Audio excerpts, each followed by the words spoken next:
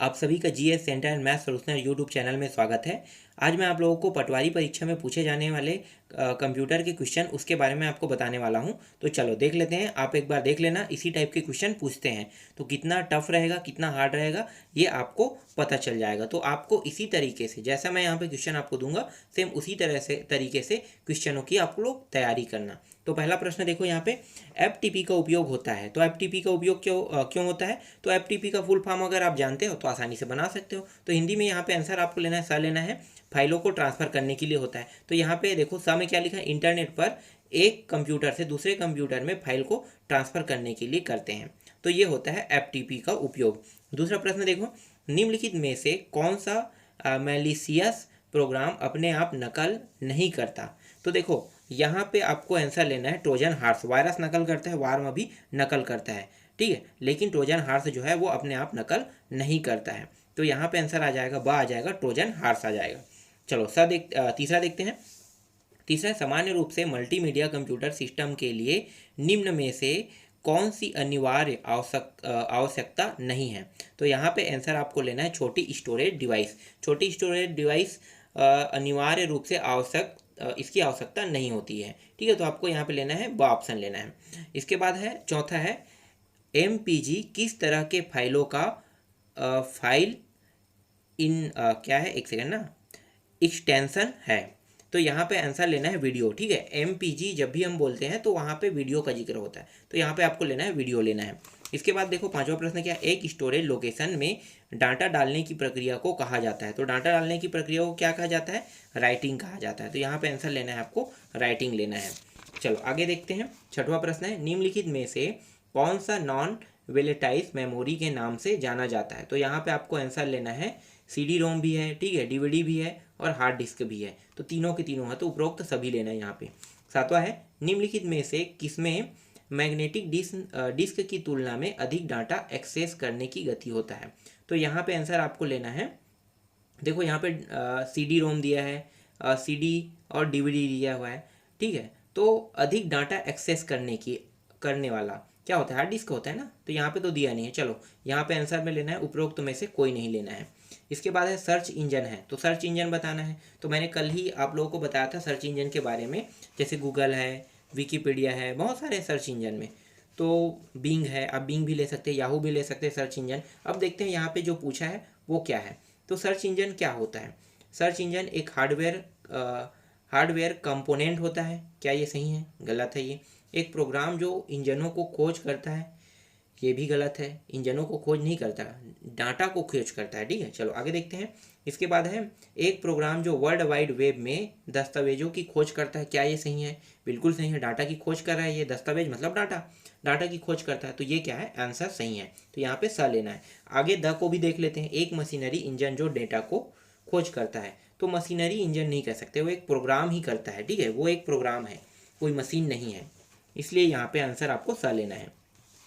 चलो आगे देखते हैं। नौवां प्रश्न, निम्नलिखित में से कौन सा कंप्यूटर का आधारभूत कार्य नहीं है? तो यहाँ पे आंसर कौन सा लोगे आप? तो यहाँ पे आंसर लेना है आपको, बी लेना है, टेक्स्ट कॉपी करना, ठीक है, ये बी ऑप्शन को। चलो आगे देखते हैं। 10वां, निम्नलिखित में से कौन सा सभी आउटपुट डिवाइसों का एक समूह है? तो यहाँ पे आंसर लेना है आपको, सभी के सभी आउटपुट होना चाहिए। तो देख लेते हैं सभी को। पहले स्कैनर देख लो, फिर प्रिंटर, फिर मॉनिटर, ठीक है। तो यहाँ पे स्कैनर जो है इनपुट है, इसलिए पहला तो नहीं हो सकता। फिर यहाँ पे देखो बी में कीबोर्ड आ गया, कीबोर्ड है, इनपुट डिवाइस है, इसलिए इसको भी नहीं ले सकते। फिर यहाँ पे देखो सब में माउस दिया है, ये भी इनपुट डिवाइस है, इसलिए ये भी नहीं हो सकता। बचा क्या? द। तो द में प्लॉटर दिया है, प्रिंटर दिया है, मॉनिटर दिया है, ये आउटपुट डिवाइस है, इसलिए आपको द लेना है। सभी के सभी यहाँ पे आउटपुट है।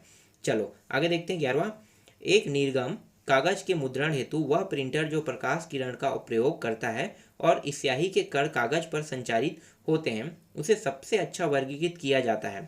तो वर्गीकृत किया जाता है, तो यहाँ पे आंसर क्या लोगे? तो यहाँ पे लोगे लेजर प्रिंटर के रूप में, ठीक है। लेजर प्रिंटर जो है वो एक बार में पूरा का पूरा पेज प्रिंट कर देता है, इसलिए सबसे अच्छा प्रिंटर किसको माना गया है?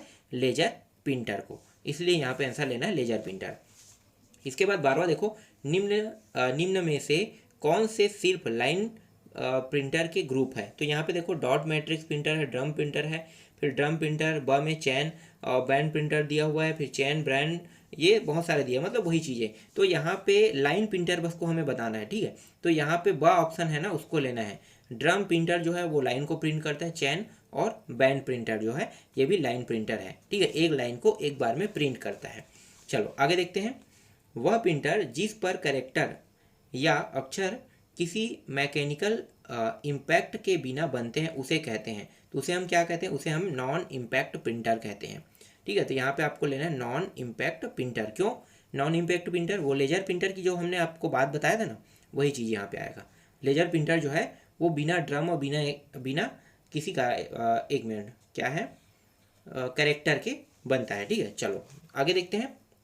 इसके बाद है 14वां प्रश्न, देखो निम्न में से कौन सा ऑपरेटिंग सिस्टम नहीं है। तो ऑपरेटिंग सिस्टम बताना है, बहुत ही आसान क्वेश्चन है। लिनक्स दिया है, विंडो दिया है, ओपन सोलारिस दिया है, इसके बाद उपरोक्त में से कोई नहीं। तो ये तीनों की तीनों जो है ना, लिनक्स, विंडोज, ओपन, सोलारिस, ये सब के सब क्या है, ये ऑपरेटिंग सिस्टम है। तो यहाँ पे द ऑप्शन को लेना है। इसके बाद है ऑपरेटिंग सिस्टम एडिटर्स और डिब एक सेकंड क्या है, एडिटर्स और डिबगर्स आते हैं। तो यहाँ पे आंसर आपको लेना है सिस्टम सॉफ्टवेयर के अंतर्गत आते हैं।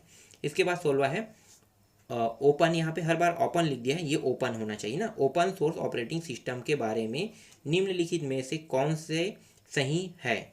तो यहाँ पे आपको सही चीज़ बताना है। तो देखो उबंटू भी है, ओपन सोर्स सिस्टम, इसयूज भी है, इसयूज है, मैंड्रिवा है, उबंटू है, डेबियन है, ठीक है। ये सभी के सभी क्या है, ओपन सोर्स है। तो यहाँ पे उपरोक्त सभी लेना है, याद रखना ओपन सोर्स। यहाँ पे मैंने 5-6 नाम बता दिया आपको। इसी तरह से ओपन सोर्स में पूछा जाता है, क्वेश्चन आते ही हैं।